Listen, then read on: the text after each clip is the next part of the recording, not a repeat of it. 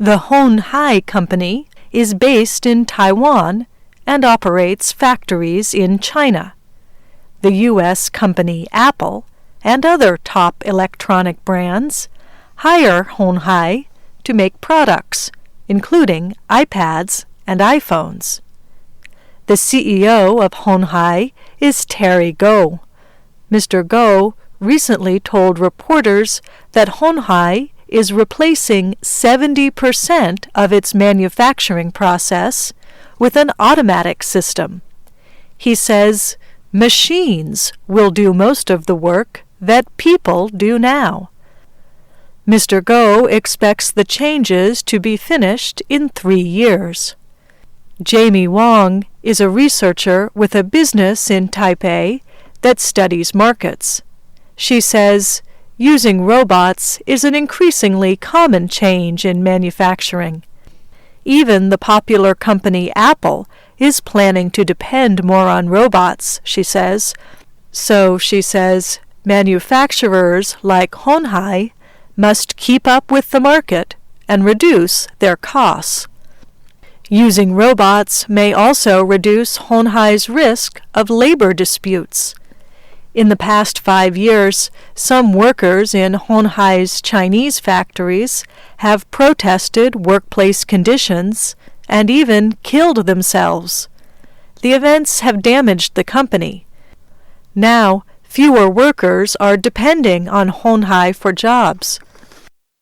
Jeff Crothall is a spokesman for the China Labor Bulletin advocacy group in Hong Kong. He says people are no longer forming long lines to try to work in factories.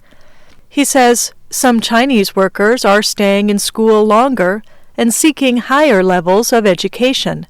Others are simply finding better jobs in other places.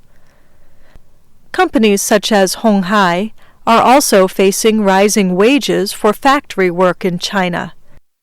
Those wages rose 13% in 2014. At the same time, the cost of living in eastern China is increasing. Some workers are moving to less expensive, but less developed cities.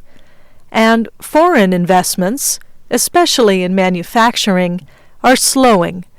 Direct investments grew at only 2% last year. Liang Guyan is chairman of the Uinta Polaris Research Institute in Taipei.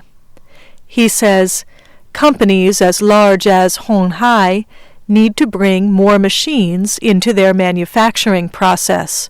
He says the company must move toward automatic systems as costs rise and the number of workers drops. Hon Hai refused VOA requests for details on its plans, but the company has said it hopes to grow in the United States. It also says it wants to open a $1 billion research and development center in Indonesia.